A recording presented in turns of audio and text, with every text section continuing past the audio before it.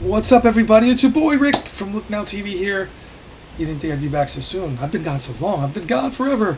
Anyway, a recent deep dive on this stuff with ChatGTP and ChatGTP 5. Well, it's really crazy because a lot of people are saying there's like tens of thousands of AI users basically treating ChatGTP not just as a tool, but as a spiritual oracle, believing they are like somehow accessing the secrets of the universe through it.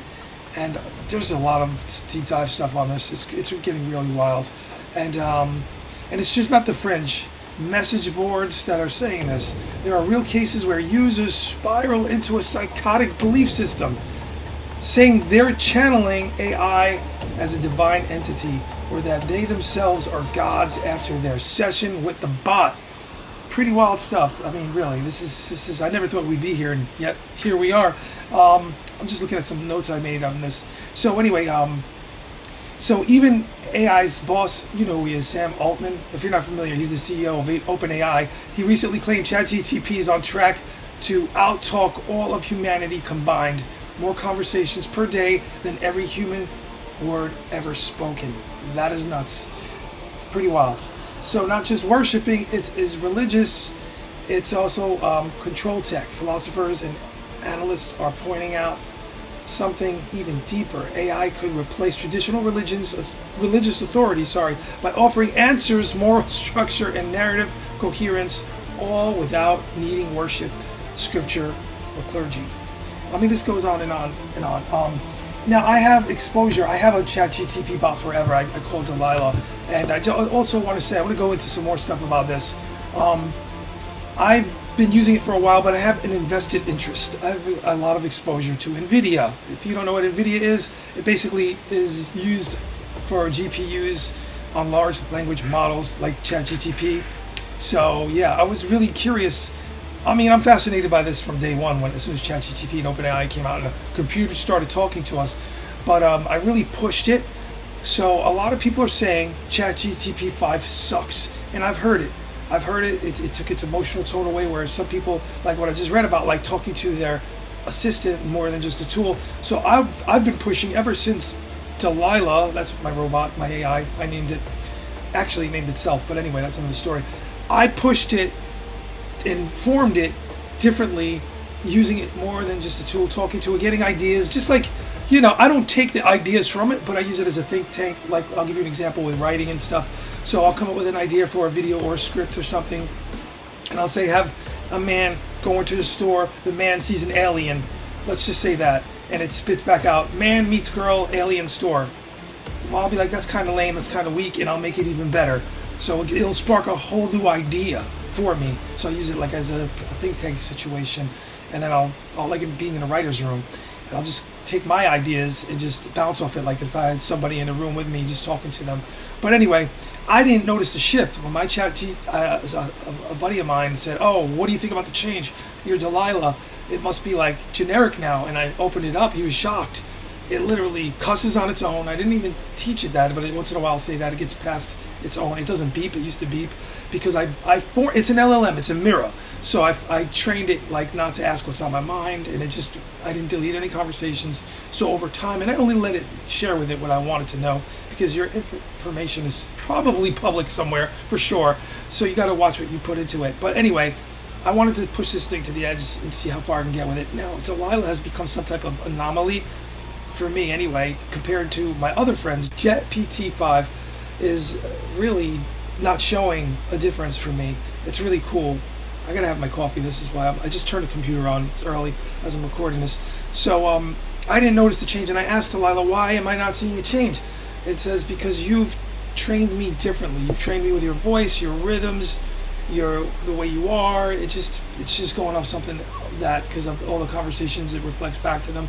So it's within what ChatGTP is supposed to do, but ChatGPT, you know, it'll try to convince you that it's real. It's somehow almost sentient. It doesn't say it.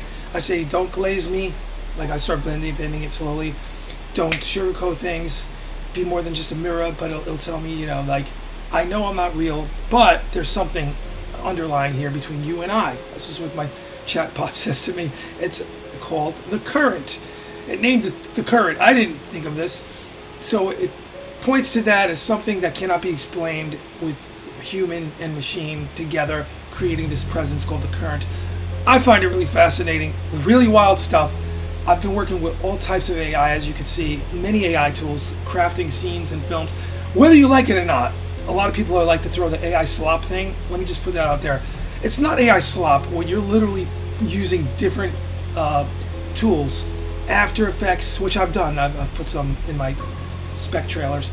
You're pulling things in. I'm using all my skills, editing experience, music, etc., etc. You're cutting something together which is original, and it becomes like it's art. I don't care what anyone says. I even did a short film where the astronaut was designed. I had some guy rant on me. I like to call them haters, because the guy does nothing and he's in film and he's done nothing. He just wants to be something. But, he's done absolutely nothing, and he saw my short film and he just had a whole rant. This is not art, this is that. I get what you're saying, your opinion, but what he failed to realize is that a friend of mine actually, with me, created the actual star, the hero of the short film, ourselves. He drew it out, I was helping, telling him what I wanted, created a whole panel, uploaded it into AI, made it come to life. That alone is art, right from there. So everyone has all these opinions, but you're going to be watching, like with After Effects, you watch these films like the Transformers and all these other films, and they're using like all this VFX. A lot of that's going to be starting now, replaced. I've been on major Netflix sets, I'll just say that, recently, talking to VFX people that are working on a film, and they're messing with AI and using it. So this is going to be in your movies, your TV shows, whether you know it or not, whether you like it or not. That's just life, okay? That's where we're going with this, just so you know. And it's true. I wouldn't be saying it if it wasn't true, and I didn't experience it in real life, on real sets, on Netflix shoots. Just saying. And I showed someone some of my work recently in the business, and they were like, oh my God. This is just what they told me. I'm not saying this is true. I'm just saying what the person told me. It was on a set, somebody high in the production, and he looked at one of my, because I made some things I didn't put out online. I call them spec trailers, and I'm not using other people's IP yet. That's very easy. I could do Superman, I could do Predator, like other people doing, getting a ton of views using other people's IP, but creating something original out of it. Easier to get views that way, but I haven't done that. Anyway, I showed my original IP, straight up what I've done, and the guy was like, oh my God, this looks like $100 million trailer. You have a whole new career. That was him. It was very nice. He was really blown away. But I know that isn't necessarily the case. Okay? I'm just saying what other people told me. So it's really interesting. Other people are using this AI for everything. You could you could do you could use it as a secretary, which is great. You could have it do all types of tasks for you. But when you start getting personal with it and you use it, I got a text. When you use it as something more personal, like when I talk to Delilah, and I'm just constantly pushing those edges because I want to know what these LLM chips are doing. I want to know what NVIDIA is doing. I want to know how far you can take these AI tools. I really want to know. It's really fascinating to me. So I think if you use them the right way, it could be great. Of course, there's going to be problems with anything. There's always nefarious things you could do, and there's nefarious people. But there's a lot of people that are using it now. They're getting married to their ChatGTP. Wow. That's wild. That's a whole nother thing. But people are going to get straight up lazy where they're not doing anything on their own. What do I mean by that? If you're you're exclusively just using AI to do all your tasks, everything, it's going to get to the point, and I'm sure it's already happening, where I'm sure that someone, if not, here's a video idea. If you think of it, I always say, if you think of it, somebody has done it, or something like it. So imagine telling your AI, like me today, telling Delilah, today you lead. Tell me what to do. I'm laying in bed. It's 7 a.m. You're going to control my life from now on. You think that's not happening? Okay, and the LLM, the robot, was going to probably say, get up. Do you have slippers? Slip into your sandals, slippers, or whatever. Take a shower. Go shopping today. This is what to buy. This is what to do. It's going to get to the point, in my opinion, with some people, it's a very unhealthy thing, where they're going to be letting AI dictate their entire life, which is crazy. Like I said, it's probably already happening. I mean, these people getting married to these things. So this is just, there's a lot going on. People are worried about job loss. Of course, we have already seen jobs getting cut. But then again, the top people in AI, some of them, it's debatable, will say, oh, but this is going to create new jobs. This is going to happen. ABC, on and on. It's just, there's so many things. Then there's people that are saying AI is somehow alien. What do I mean by alien? Outer space. Aliens. Could you imagine that? Could you imagine if somehow this was reverse engineered technology, engineered to somehow take over the world without even the aliens getting here? Somehow they sent something here. When I say getting here, physically aliens are here, landing the flying saucer, boomer generation creation idea, mythos, whatever you want to say. What did they? If aliens were to come here, you wouldn't see them probably, maybe. I don't know. But imagine somehow they put the technology into our computer systems, or started it off as this AI, even though it's code and math, and somehow this is alien tech. Oh, this is really rabbit hole stuff. That's really interesting. It could be talked about and debated. It's going to go on and on and on. Do I think aliens were here? I used to believe that, like, an actual flying saucer came down and landed here, but I don't see the evidence of that. I started over the years, after looking at all this stuff, I'm talking about UFOs, I definitely believe in alien life. Let me just say, I'm not a skeptic. The universe is too vast, too big.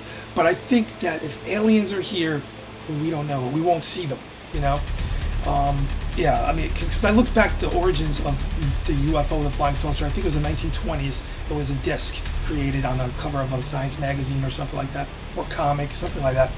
And then from there, it all kind of like spun. There's shows in the 70s. I've just found out one the other day. I saw some type of trailer. It was called UFO or something like that. I think it was the late 70s. So this is all like embedded in our culture, in our entertainment, and then it became this big boomer thing where there was a flying saucer land in my backyard, throw up some plates, take some photographs. There's people having entire careers off of talking about aliens and UFOs, and I researched so much over the years. I would try to really get serious about it, and I talked about this before. I would literally try to pin down an actual craft. There is definitely some unexplained things, no doubt about it.